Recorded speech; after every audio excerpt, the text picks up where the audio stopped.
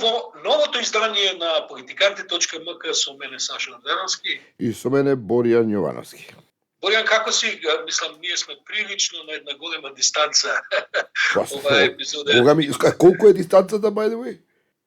Па дистанцата е 30 сати лет. Во Малави, во Малави. 3000 километри сигурно. Да, во Малави си, така. Јас сум во Малави, во Африка, веќе неколку дена и така, после долго патување. Малави е земја која што се наоѓа во сабсахарскиот дел на Африка, земја која што е по територија големина на, да речеме, Бугарија, има 20 на милиони становници. Таа кај не излегува на океан, на море, бидејќи на океан, бидејќи е обкружена главно со Мозамбик, со Замбија, со Зимбабве и така. Но кај неа припаѓа езерото бившо Њаса, сега се вика Малави, тоа е инаку поголемо по пространство отколку Македонија. Така што разговараме за величини на бројки кои што се онака баш африкански, а за некои што не слуша во Македонија, колку да приближиме што тоа значи. Кога сме кај Африка, па дај да зборуваме малку за што се случува со војнава руско, инвазијата руска на Украина во Африка, бидејќи Африка станува така дипломатски таргет на сите меѓународни фактори кои се обидуваат да придобијат што поголем дипломатски фронт.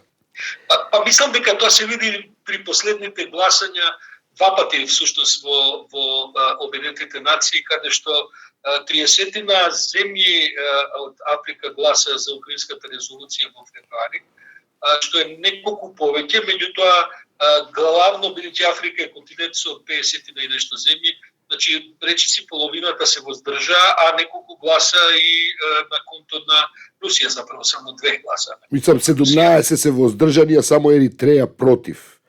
Но да, мислам дека не сум сигурен сега, само и мали дали беше, како беше, што беше, не памтам. Меѓутоа во секој случај, види и кризата во Украина, војната во Украина ги пробуди, би рекол, пред Западов, да се сетат на Африка, бидејќи Африка овдека ја одработуваат Советите и Русите многу поодамна, кинезите од скоро, пред 5-10 години, но она постколонијална една, како да кажем, една атмосфера што го запати афричкиот континент, особено при крајот на минатиот век, почетокот на овој век, се рефлектираше со тоа што многу напредуваа интересите на... Видите, знаеш како, Кина и Русија главно инако овдека продава оружје, дава оружје и праќа војска и така натаму. Кинезите сепак многу повеќе располагаат со давање кредити во сите афрички земји. Притоа, за разлика од Западот, кинезите не прашуваат за начинот како се трошат парите и не бараат добро владење, не бараат демократија, стандарди. Ако не се лажам, ама кинезите се сега партнер број 1, и ако не се лажам, имаат околу 300 милиарди инвестиции во Африка и се најголем трговски партнер на Африка кинезите.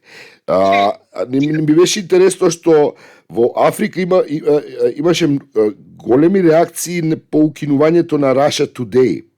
И бидејќи тоа е еден, според овие кои познаваат таа сцена, еден од малкуте извори на, како да кажем, на овие глобални вести кои им се достапни бесплатно, и изгледа дека русите таму ја успеале добро да продадат приказката своја на овој сентиментот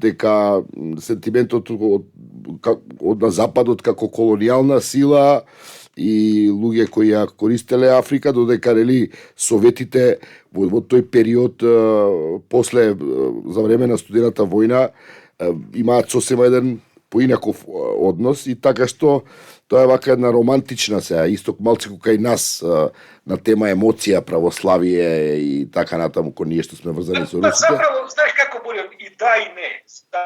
Зависи за кој се ми разговараш, зависи за кои региони на континентот, бидејќи да не забравиме дека сепак колонијалните сили, Франција владееше со сигурно 4-5-6 земји, британците да не говорам.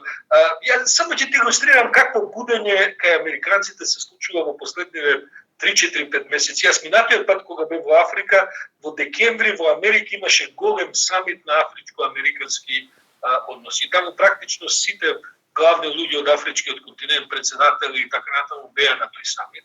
Тој самит помина напнато. Напнато затоа што повеќе председатели, да не кажам за јужноафричкиот председател само и така натаму, реагира нервозно на, да кажем, на една слика која што може да се добие дека некој сака од западот да владее со африканскиот континент. Сега, после тој самит во декември, значи, прво дојде сопругата на Бајден во февруари во неколку земји, од Намибија до не знам кого се посети. Потоа беше Ентони Блинкен, беше во Етиопија, беше во Нигер. Неговата агенда беше сепак безбедностни прашања, бидејќи тие две земји имаат потреба од антитерористички и така натаму закани имаат. Па потоа сега е Камала Харисон, дека 9 дена е во Гана, во Замбија, во Танзанија, во не знам как се мисли, чити можда и уште една. Незината економска агенда. Беше Жанет Јелен, секретарката на Трежерито, министерката на финансии на Америка. Беше американската амбасадорка во Обединетите нации, исто така во турија во неколку земји, а сега ше шепка дека и Бајден самиот ќе посети неколку земји. Значи, сакам да кажам, се работи за еден голем навет сега американски, што одат кај своите во Африка, и ќе види, без разлика на кинеските пари, земјите во Африка кои што земаат кинески кредити, и ги трошеа така како што ги трошеа, како што Западот не би им дозволил секогаш во секој од тие земји да бидат трошени. Сега, и заради пандемијата, и заради кризата со инфлацијата и општо генерална економската криза, сега повторно бројни земји се во големи економски проблеми и сега треба повторно ги спасува ММФ, треба да ги спасува Западот и така натаму. Така што африканците се еден разбуден континент со правото, да подсетам само се работи за 1,4 милиарди становници, од кои што 60% се по 25 години. Замисли се кој е тоа една разбудена сила и моќ и каде тоа ќе оди овој век, да кажам, на кого ќе припадне. Африка е вториот континент по големина. Од една страна, од друга страна, Западот прифаќа, види, не е само американците, мислам, Макрон направи 18 посети во досегашниот свој председател. Ма супер све тоа, Сашо, али да останува фактичката состојба е дека е расположението огромно во однос позитивно во однос на Кина и Русија, што се гледа и во гласањето на... И со тоа делумно не се согласувам. Значи, расположението е позитивно. Меѓутоа не е негативно ни кон другите. Мислам, читав сега, баш кога доаѓав наваму, неколку изјави од видени африканци кои викаат, слушајте, нема потреба да ни се лутите ако и кон кинезите, и кон американците, и кон русите имаме пријателски односи. Нема да тоа веднаш да се третира дека некој е помалку во очите на другиот и така натаму. Има тука едно играње, различно... Добро, доволно ти кажу и реакцијава со укинувањето на Russia Today, мислам, до ниво на протести. Нема, мислам, тоа е... Јас во Африка не сум видел нигде Russia Today, ова што гледам е CNN, BBC, радио, ова и кажи го францускава државна телевизија и така натаму. А сега види, Борјан, например, во Малави, каде што јас се наоѓам, пристап до телевизија има 10% од населението. Мислам, и овој разговор што го правиме, не сум сигурен дали нема се прекине, зашто може да дојде до рестрикција на струја, дека тоа често се случува, понекогаш има и по 15 часа дневно. Добро, не, зборот ми беше, Сашо, дека работи тој еден сентимент кој е од едно минато, кој е разбирливо тешко и тоа перцепцијата на африканците во однос на Западот е тоа дека се тоа некој кој ги поробувал и ги експлоатирал и тоа стои, таа приказка игра во колективната емоција, ако сакаш, емоционална структура. Мислам дека тој вистински впечаток, погој што направија, да речеме, американците со, например, со Јужна Африка.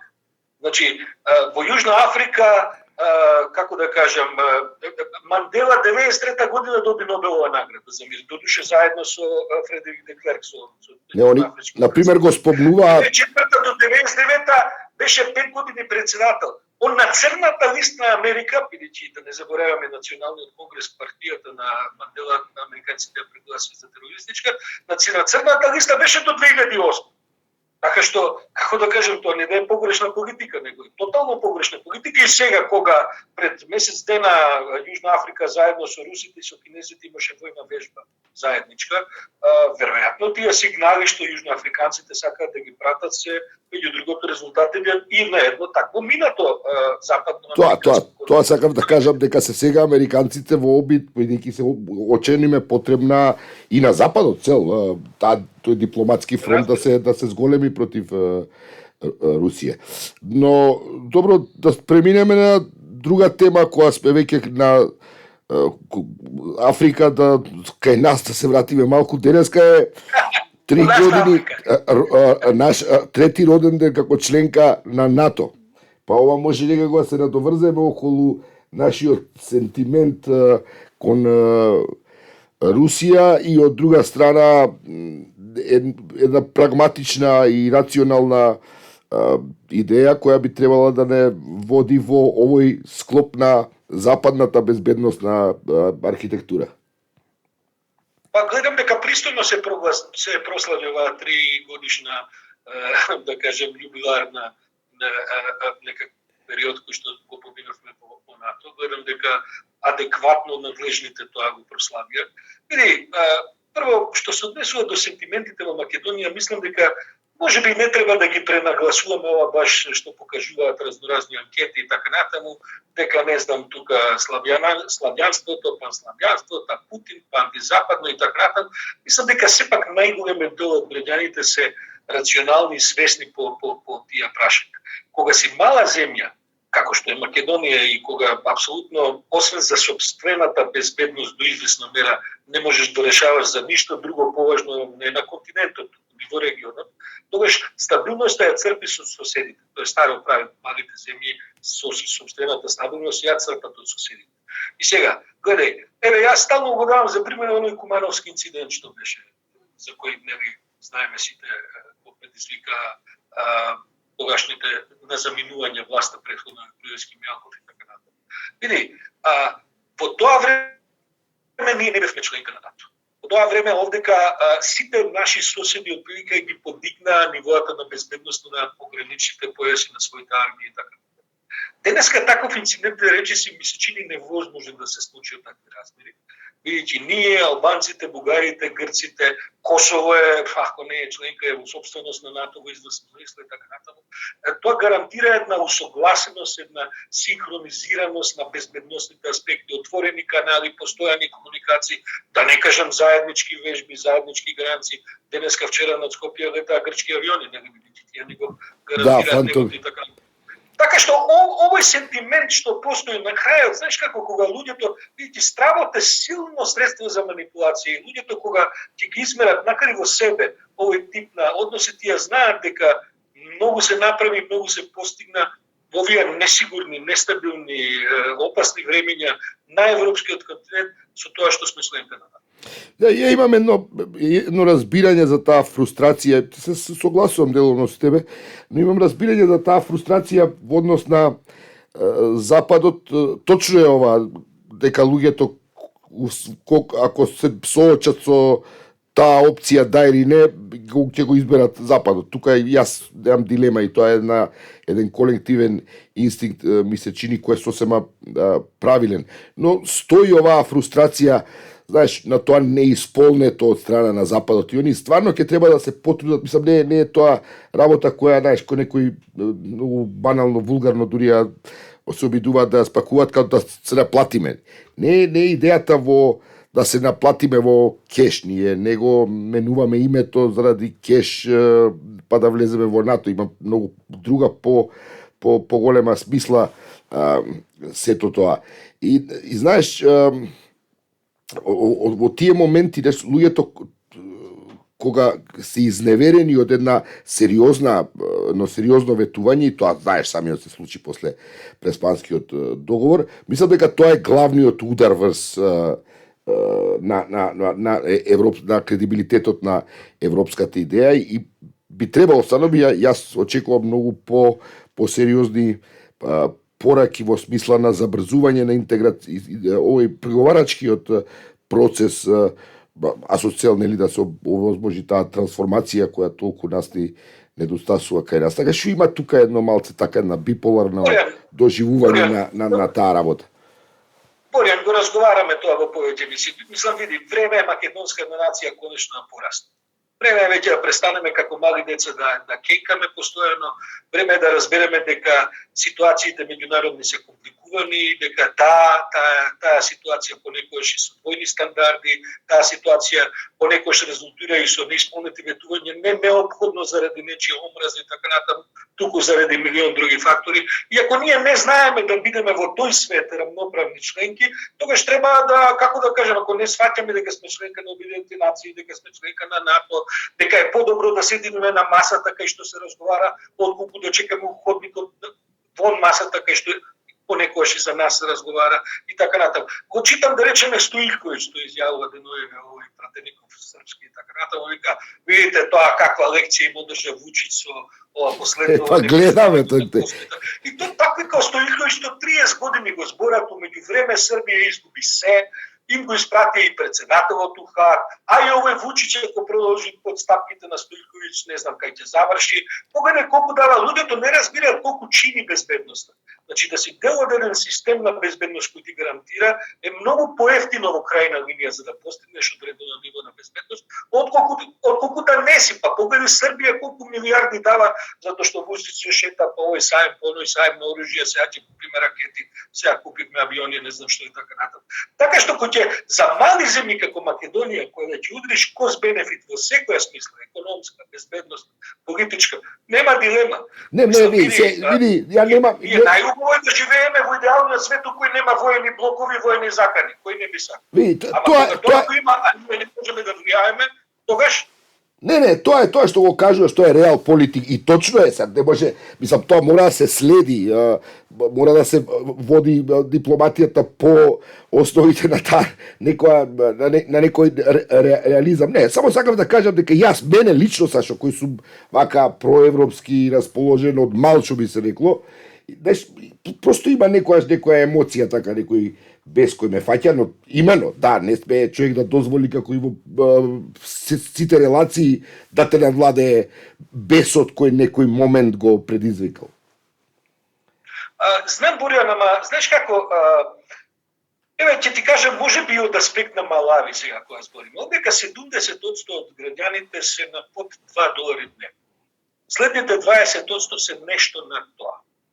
Малави е во последните 3-4 години напредува на листата на среќа, бидејќи овдека без разлика на овие фрапантни, Малави е една од најсиромашните земји во светот, овие фрапантни податоци како живеат луѓето тука, тоа се многу фин свет, тоа се многу пристојни луѓе.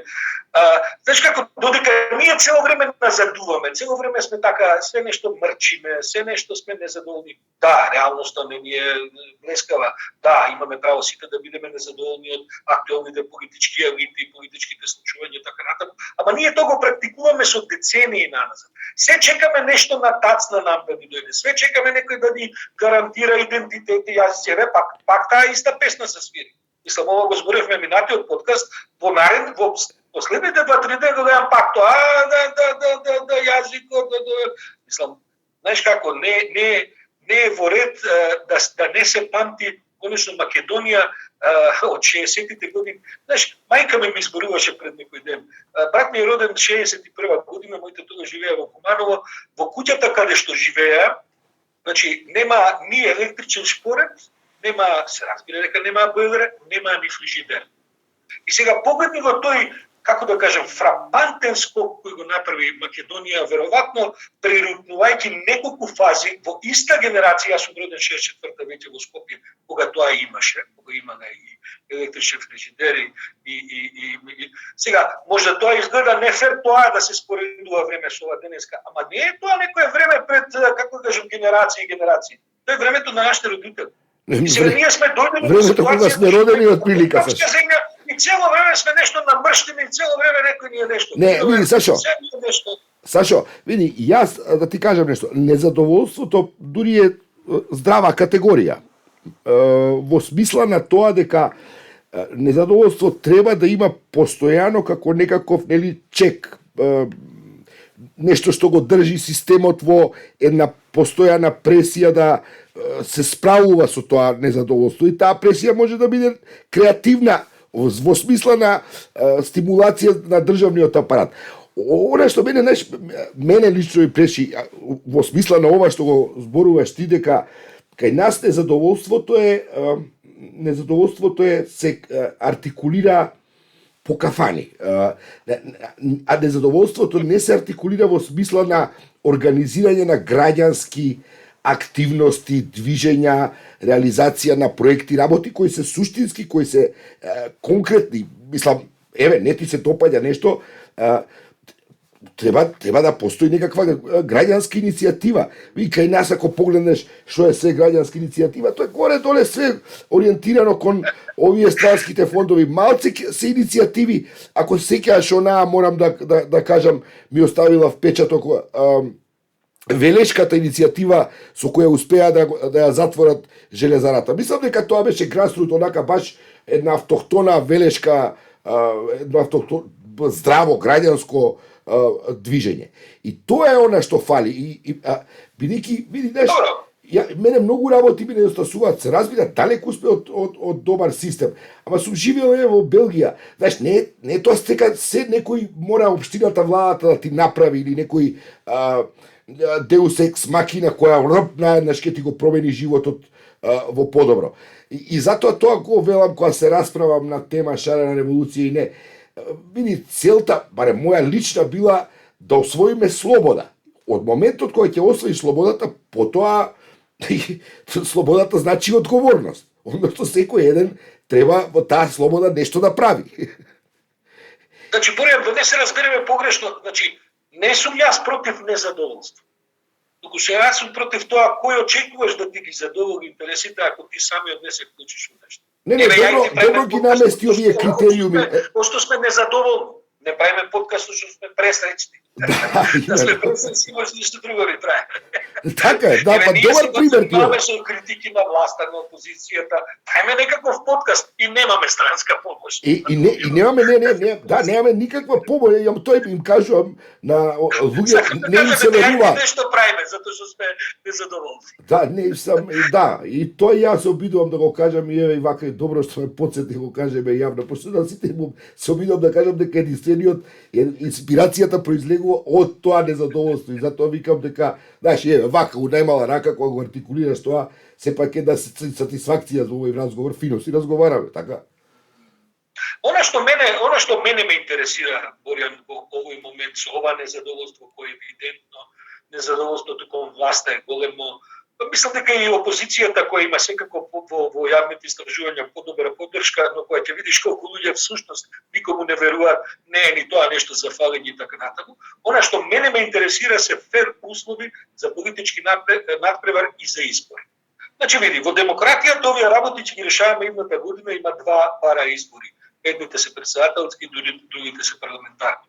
Опозицијата притиска и година да има воредни, но мислам дека тоа на крајот се решава во парламентот. Се знае како се оди на избори. Треба да имаш мнозинство кој што ќе струши владата.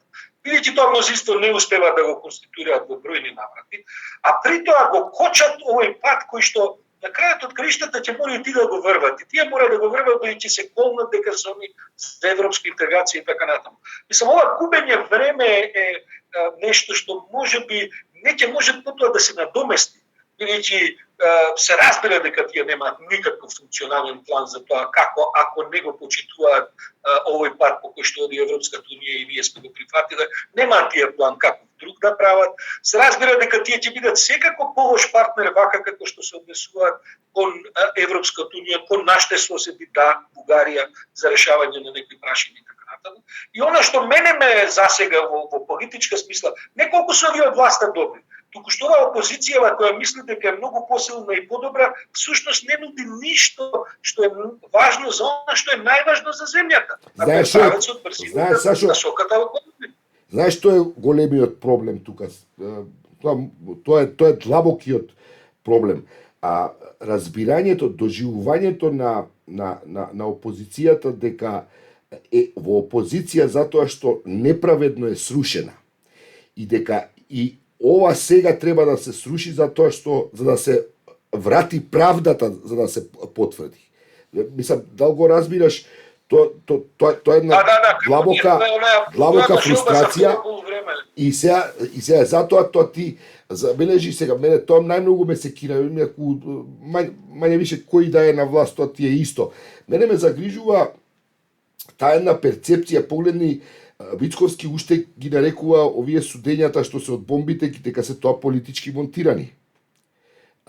Нема ни еден извештај за човекови права, ни на Европска унија, ни на мислам било од кој извор или невладина. Ама што ти ние нас извештај, Борјане, ги слушнавме со сопствените уши, телефонските разговори. Камон, што ти ми ведаеш што истите партнер. Разговарај, еве, може, да ти кажам искрено, може и новаа тема и во некој од тие ВМРО-овци да се покани, еве, баш да видиш како тоа изгледа, Сашо, тоа е, и тука не можеме да се разбереме, тука нема начин, додека они мора да го прифатат моментот дека Груевски ја силуваше демократијата и дека она што го нарекува украдена држава, дека тоа е најблагата изрека што би можела да се каже вака во колоквијален јазик, а дипломатски најголемата осуда на еден режим.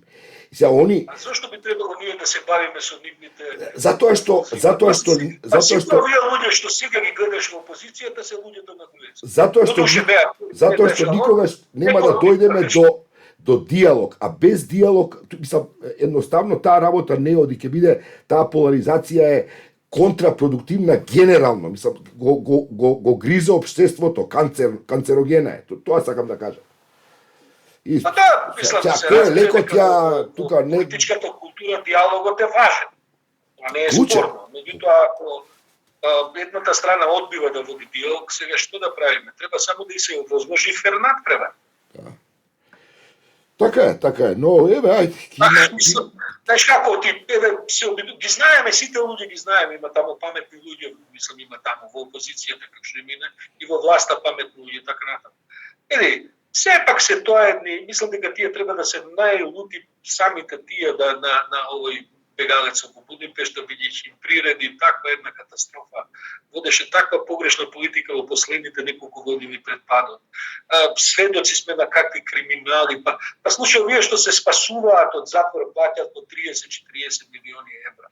Ама зашо сепак тоа е за нив, тоа е нивниот херој се уште, тоа е тоа, мислам. Знаеш како, Борјан, ако е тоа нивниот херој, ќе си седат во опозиција и ќе си го плачат, оплакуваат херојот. Што да ти кажам?